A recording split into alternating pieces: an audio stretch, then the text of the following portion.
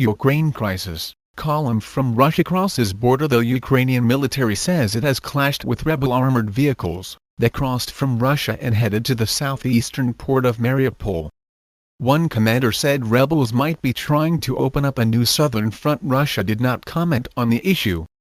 Ukrainian President Petro Poroshenko voiced his extreme concern about the alleged crossing. His office said, "More than 2,000 people have died in fighting between Ukrainian forces and the separatists in recent months.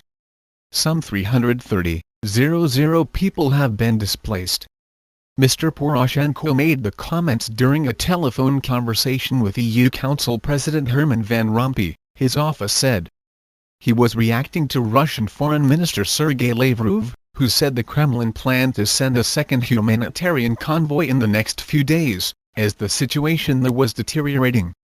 The first convoy, which returned at the weekend, crossed the border without Ukraine's authorization.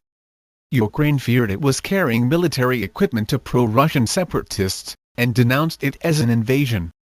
Mr. Lavrov also said he had not heard the reports about the alleged incursion into Ukraine, but complained of regular disinformation about our incursions.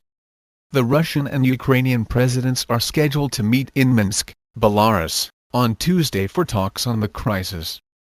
Ukraine's military said border guards had halted the column about 5 kilometers 3 miles northeast of Novoazovsk, which is about 10 kilometers from the frontier in the far southeast of Ukraine. Heavy clashes were reported at the village of Markin. One commander of a Ukrainian National Guard unit in the area told Reuters news agency, "A war has broken out here."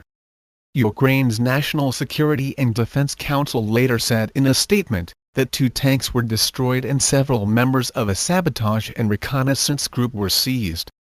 It said the area was blocked by Ukrainian troops. Ukrainian sources earlier said the armored vehicles had crossed the border bearing symbols of the self-styled Donetsk People's Republic.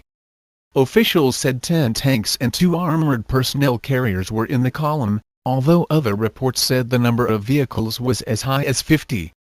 Mariupol, a major port on the Azov Sea, is in the hands of Ukrainian government forces, who ousted rebels from the city in June after weeks of fighting. A Ukrainian military spokesman said government forces still controlled Mariupol and the road to Novoazovsk.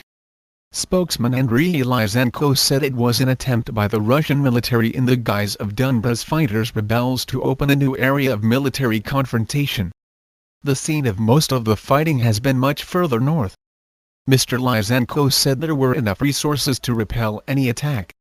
Ukraine and Western powers have accused Russia of arming the rebels, charges Moscow has denied. There have been numerous previous reports of armored vehicles crossing Ukraine's eastern border.